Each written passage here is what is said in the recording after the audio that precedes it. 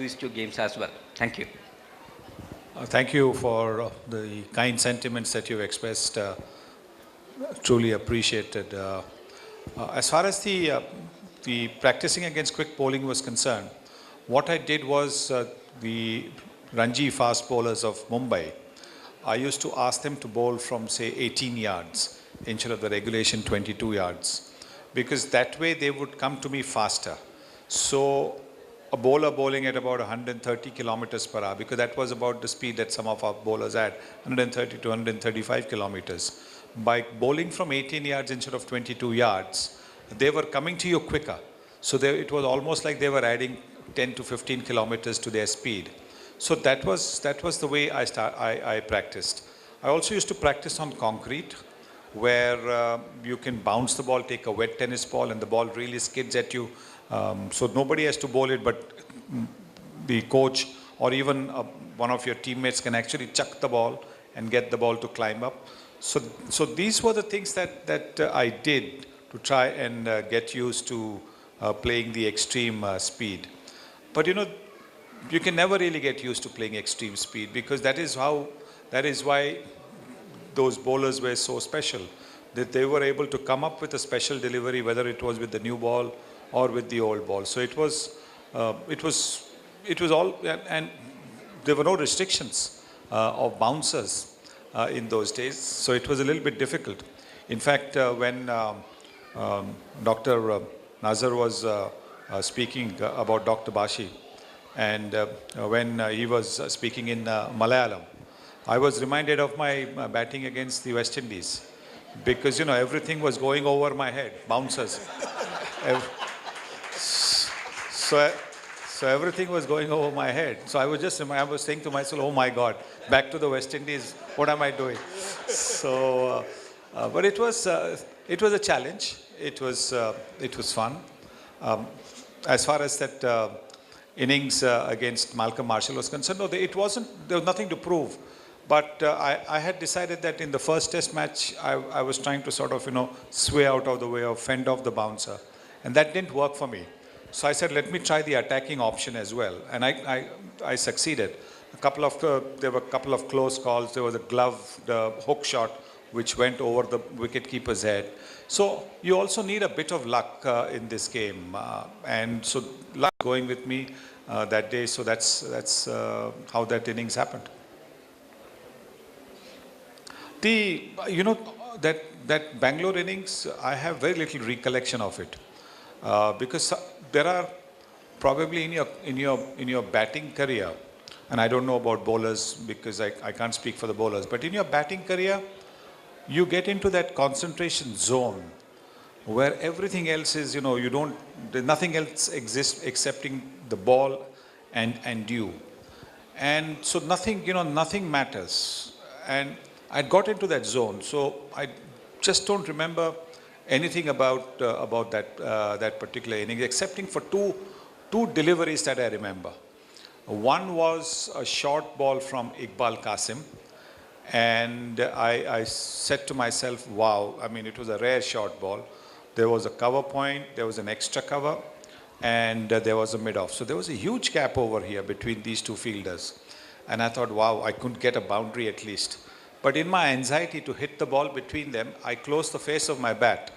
So it was a rare loose ball, and I ended up hitting it straight to that fielder. So again, it was a dot ball. So I remember that ball because, otherwise you would, And the other one was when Tausif bowled a ball, and it bounced off a length. And I remember sort of getting into a situation and then getting out of the way like you would to a fast bowler. So those are the two deliveries in that innings that I remember. Just to, if I might indulge myself and add a little bit. At the end of the match, we had a situation, and yeah, this is not for publication, and not for telecast either. At the end of the match, we had lost the match.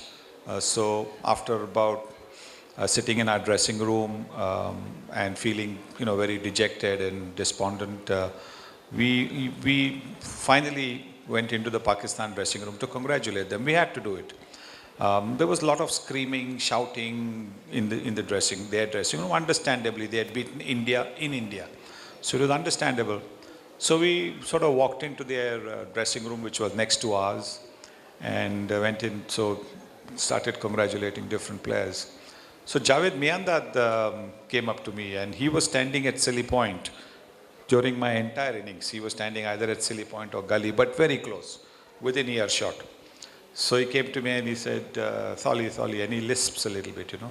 He said, sorry, Sunny bhai, aapko itna gali diya, sorry, very sorry.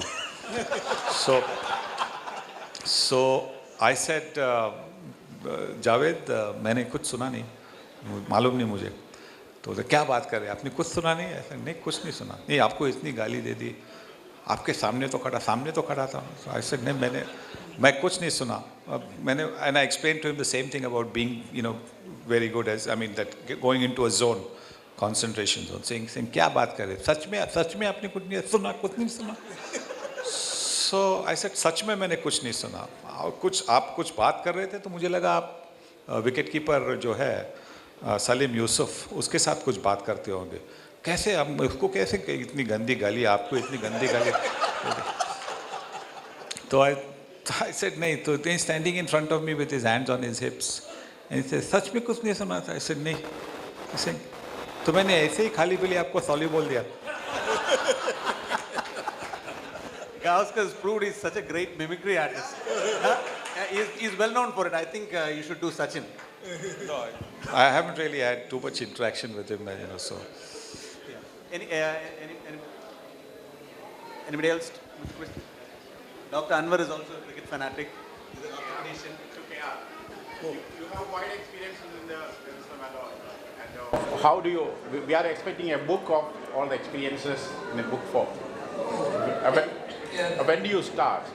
Well, this has been a demand which has been going on because a lot of friends have, one of the lead person is Mr. Shyam Bhatia, who is a very close friend of Mr. Sunil, who has been telling me that I should, there have been great moments of my reporting because especially going to Pakistan when with security, and I remember an instance of an old 86-year-old man who had to leave Pakistan and come to India and could never go back. And when I was doing that series, he could get the opportunity to go and see his old house. And he says that the stone in which I used to sit and eat food from my mother was there. And that stone was the only one I could see. Everything else was gone. But for cricket, I could go and see. So like this, there are many, many instances which I will one day. And my wife has been also telling me that you could put all these memories together. And one day, definitely, I will do that. And at that moment, I will be happy if Sunil is there to present the book. We hope that day is not far off, KR. Dr. Anwar. Sir, we are very happy to hear your jovial personality as well, and you are such a wonderful person. And I would having 3 serious questions. One, how do you rate our present team playing against Australia? What are their flaws in the present team? Second, in the last T20 World Cup, Pakistan bowled their fast bowler on the 18th over. Our Dhoni continued with the 6th over with the fast bowling. How do you rate that decision by Dhoni, which I feel cost us the match during that day? And thirdly, how do you feel your innings, carry over innings, 50 overs, not out at Lords once? You remember that innings? I try to forget that innings, but I'm never allowed to forget that innings. It's like, I mean, that was, I've got out to the first ball of a test match 3 times, but nobody reminds me of that. Okay, you got out to the first ball, but I guess this innings is going to be remembered even many years after I'm gone. It was just hard to explain. It's just that, you know, you got into into a state where nothing was happening. The deliveries that you lose, like I said, even in this innings in Bangalore, got some loose deliveries which you could have scored off, went straight to the fielder. You couldn't find the gap. So I think that it all led to that innings. Then you asked me about the Indian team. The Indian team, I think, is looking very good. The balance is looking good with Jadeja coming good, because it allows the captain to have 5 bowlers in the team, give him flexibility. And if Jadeja can continue to contribute a little more with the bat as well, then Dhoni can bat at 6. And I think it's a pretty balanced team. The batting is looking good. It's in youthful lands. And there is the experience of Sachin as well. So it is looking pretty good. Bowling wise, also new ball bowlers. When Umesh Yadav comes back to full fitness, I think we'll have a good new ball attack as well. So all told, I think the performance against Australia was truly outstanding. Remember, we won in almost 3.5 days every time. The first day of the Chandigarh test match was totally washed out, yet we won a test. So we completely and totally dominated the Australians, and that is really praiseworthy, because not easy. I don't think Australia has lost 4-0 for such a long time. 1970 was the last time they lost 4-0. So I think that is truly a fantastic achievement.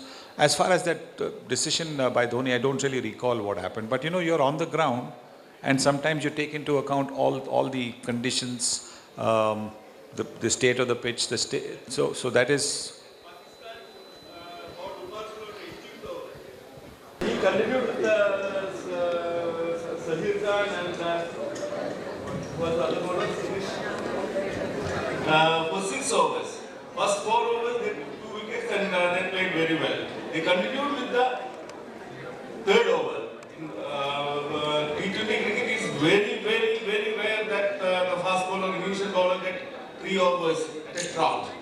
In T20, very seldom. Very seldom. And those 2 overs, they scored around 15 odd runs, and the batsman who came in hit comfortable and he hit 15 within 4 overs, and were India lost the match against South Africa during that very crucial one for qualification at that time. To be honest, I don't really remember. That was a long time ago. But I suppose the captain, some decisions you take, they work, some decisions don't work. That's the nature of the game. So thank you. Yeah, sure. I think this was all very serious cricket. I'm going to ask you on a lighter note. When you were playing against the West Indies in those good old days, were you ever tempted to turn back and run when you saw one of those huge West Indian, Joel Garner, those types come thundering at you? What was your reaction? Did you ever want to turn back and run? Well, let me tell you, the first time I took guard against the West Indies, and when I looked up to see the bowler start his run up, I couldn't see the bowler. The bowler was near the side screen, and so I said to myself as I looked from there, I said, I have not gone that far for a holiday. But so he was that far away.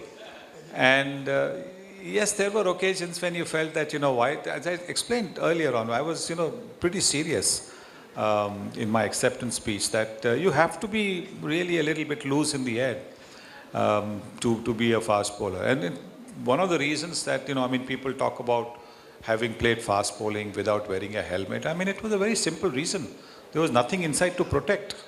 So why wear a helmet? So it was as simple as that. So thank you, ladies and gentlemen. Thank you, Sunny and KR, for this excellent chat show.